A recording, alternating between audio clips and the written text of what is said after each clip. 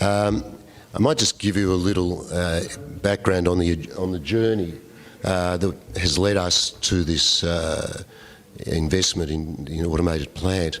A number of years ago, there was a company called DreamSafe, which a number of people who have been involved with local government and councils would have known. They were an early entrant into the mattress recycling business.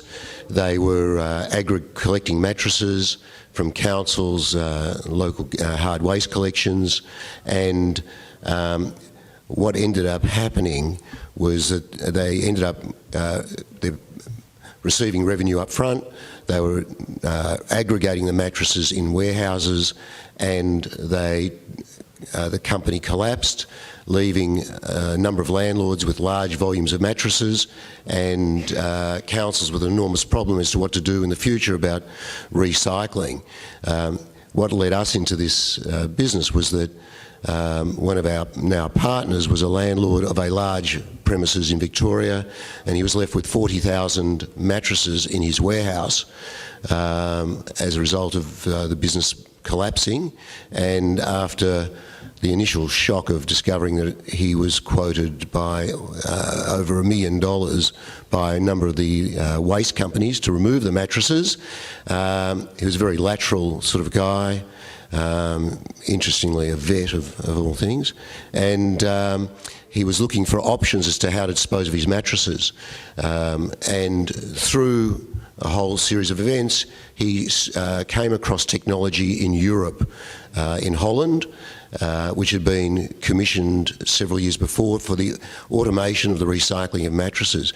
What my business partner ended up doing was renting what's a German shredding machine called a Hamel, giant shredding machine, employing staff, and over a period of 3 months and spending $300,000, reduced the volume and sent it all to landfill. But he recognised at the time that really that was a short-term solution, really not a great outcome, and as a result of the inquiries of what was available overseas, went to visit the plant in Holland, and it's a company based outside Lelystad. It's about an hour and a half from Amsterdam. And what drove their design was that Holland has a population of 17 million people, I should say. It's in the size of Tasmania, and there's no landfill. And mattresses were going to waste-to-energy plants, but the government mandated that any feedstock that could otherwise be recycled shouldn't go to a waste-to-energy plant. So that led to the designing of a plant that would allow the deconstruction, the automated deconstruction of mattresses, which changes the current practices, which are really cutting tables, knives, people working manually with mattresses, pulling them apart. There are significant levels of resource recovery. It is slow, it's expensive, and there's significant OH&S issues involved because of handling the mattresses, dealing with knives, blades, heavy weights. In terms of the numbers of mattresses, so a worldwide average is about 10 to 12 years is the average life cycle of a mattress. That's diminishing. It's diminishing because mattress construction quality is diminishing, mattresses are becoming cheaper, people will change more regularly. So what we've got is an increasing population, a diminishing longevity of mattresses, and therefore an increasing volume of mattresses in the marketplace. And that's creating an even greater problem going into the future. At the moment, based on the Australian population, the best estimates, and it's anecdotal evidence, but it's consistent across retailers, manufacturers, there's about 2 to 2.3 million mattresses sold annually in Australia. And of that, obviously not every mattress is placed back in the waste stream, but there's something in the order of 1.2 to 1.6 million mattresses in the waste stream that are being disposed of, and traditionally they've been going, the majority of them, into landfill. They take up a large space for a small weight. An average queen size mattress is about 0.75 of a cubic metre. And in Victoria, the waste costs of landfill from mattresses is something in the order of $6 million that's being utilised that could be avoided, and that's going to grow. The other difficulty and people involved in the industry has been the nature of the industry has been boom and bust, as with the DreamSafe enterprise. People are going into it, they have very little capital, it's not sustainable based on the prices they're charging. They then either abandon the industry or fail, and then there's no solution as to how to deal with it. What we believe is that by providing an automated process, and I've got some vision of the plant, and this plant's, as I said, been running for a month in 4 years in Holland, that we can bring some stability and efficiency to an industry that hasn't had such a solution previously.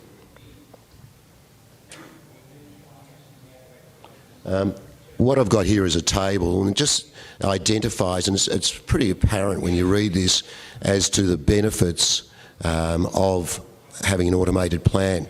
There are a number of enterprises and social enterprises which are doing great work, which are manually dismantling mattresses, and you'll see there's, in terms of the volumes, they do achieve high levels of recovery, but they're relatively slow, and there's also significant OH&S issues with them. And if you go through the table, I don't know if I have a pointer on this. The matrix will show that one of the options is shredding, and that's another system that's being used. A number of the hard waste, there's a hard waste collector in Victoria that's been very successful in obtaining and winning council hard waste contracts. They use this giant shredding machine called a Hamel 950, and it really literally can shred anything.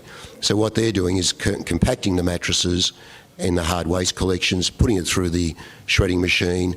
They do retrieve metal out of it, and then the balance of the product goes to landfill. So the recovery rates are not particularly high. Metal springs comprise something in the order of 40 to 50% of the weight of a mattress. So we can achieve much higher rates of recovery out of an automated process, which would be similar to what a manual process does, but obviously has a lot greater advantages in terms of rate of process efficiency and overcoming OH&S issues. One of the key elements of the Dutch plant is to ensure minimal human contact with the mattresses.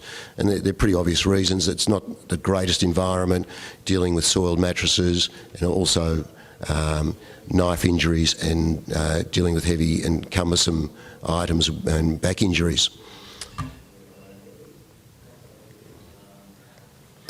You'll see here that we've considered just the sustainability of mattress recycling and the industry. And again, as you indicated from the DreamSafe outcome, there haven't been sustainable options. There are a number of small recyclers who are actually going to the retailers and councils. They're collecting mattresses and they're re-skinning the mattresses. There's a significant business in that going on at the moment. They sell them through the internet. They sell the mattresses cheaply for $200 or $300. So what you're finding is mattresses that might be 10, 20 years old, having the textile taken off, new textile placed on it. It's a very cheap process, and they're resold into the marketplace. Now that's a very poor outcome for I think everybody, for the whole community. From the manufacturer's point of view, it's a poor outcome. Mattress manufacturers are trying to cater for the lower end of the market. They're selling less expensive mattresses, which obviously have short lifespans, but the whole idea is to make available a new mattress at a lesser price, so that but they end up competing with mattresses that are rebirthed, and a lot of people just don't recognise the age or what may have been the history of that mattress, and they'll buy it and and sleep on it, and it's something that's a bit hard to imagine, frankly. Typical profile of a mattress, and again, pretty consistent. Queen size mattress is around 30 kilos. We acquired a competing business in Victoria last year, and we're processing about 60,000 mattresses annually. And interestingly, in excess of 90% of the mattresses are inner spring mattresses. The balance tend to be foam. People ask me about latex mattresses. We rarely see a latex mattress. If we see one every couple of weeks, we're usually surprised. Latex mattresses haven't been particularly successful from a retail point of view in Australia because Australians find them too hot to sleep on. And the retailers, and they haven't been a significant effect in the marketplace. In Europe, there's a lot of those being sold. And latex is particularly hard to dispose of. You can't recycle it. There's some theories about using it for compost, and it has to go to landfill, which is, again, not an outcome we want. In terms of what the plant is that we're bringing to Australia, and that's our plant will be up and running in July. It's being manufactured in Holland at the moment, and production's about to be completed. We've our engineers over there testing it as we speak. It works initially with a conveyor system and a peel roller, and the best way I think of letting you see that is some. Welcome to TIC Group's fully automated mattress recycling system. TIC has secured rights to innovative technology developed and operating in the Netherlands. The recycling process begins with the collection of mattresses from council waste facilities, shops and hotels. Once at the facility, they're unloaded onto conveyor belts. The textile is then taken off the mattresses and pressed in bales. It can be reused in a number of industries, including carpet manufacturing. Two essential points were taken into account when this unique system was developed: minimal hand contact during the process and maximum dust extraction. Now, this is important because the dust that is released during the processing may be harmful to health. All metals are kept separate and will be reused in the metal industry. Pocket spring coil mattresses contain steel springs that are individually wrapped in a synthetic, but metal recyclers prefer the metal is not contaminated with synthetics. This machine shreds the metal springs and separates the synthetic using an air and vacuum system.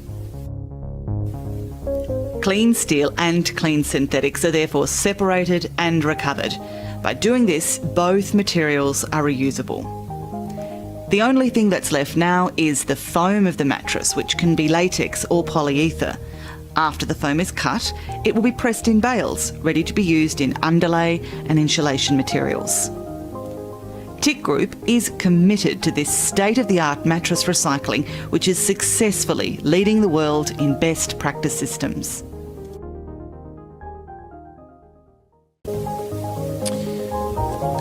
That's the plant operating in Holland. A couple of interesting things is you may have noticed the blade that cuts open the mattress.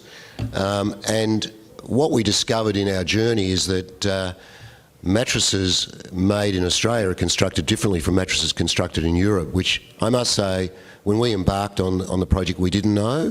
I can thank my friends sitting over here, Bill Dibley and from Mission Australia and Stan, that they alerted us. They were adamant mattresses in Australia are different, and we decided to ship a container of Australian-made mattresses over to Holland and run them through the plant last year. The container was opened, the plant took one look at it and choked.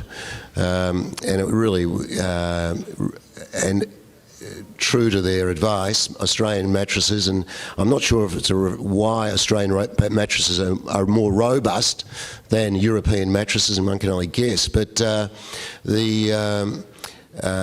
way Australian mattresses are constructed with the steel springs is they have a perimeter wire, you've probably seen them, and when the foam and the felt are laid on top of the perimeter wire on the springs, they're attached by a series of what's called hog rings. These tough little rings around the perimeter. The plant in Europe, mattresses in Europe are generally, spring mattresses, and it's all pretty simple. They lay felt, they lay foam, they place some glue, they put the textile over it, they stitch it all up, and it all works pretty well. And taking them apart is relatively easy with that system. We've modified that system over the last 6 months with a new cutting system that will allow the foam and the felt and the textile all to be released and peeled off by that roller with the retractable pins. And that's been tested, and as I said, it's been a 6-month process of modifying it to make sure it works for Australian conditions. And it's sort of like the cars where they say that they modify them on outback roads. We've had to do the same with the mattresses. But, so the plant is, I said, will be operational in July. We're working with local government, we're working with councils, hard waste collectors, retailers. Take-back schemes are being discussed and implemented to try and get the mattresses out of the waste stream. The products that are retrieved, and we're retrieving in excess of 85% recovery, is the foam and the felt, and they're reused in the carpet underlay industry, the foam and the textile. The steel is, and you could see from that process, we achieve very clean steel. That's utilised and shredded and provided to the steel companies, the North Star, One Steels of the world. They smelt it down, they recycle it. Foam mattresses are actually very easy to deconstruct. You would have seen the split cutter that cuts the foam and bales it, but probably only 10% of the mattresses we're seeing through our current business would be solid foam. So 90% of them are all inner spring mattresses. And the outcomes are really very good from diversion away from the waste stream.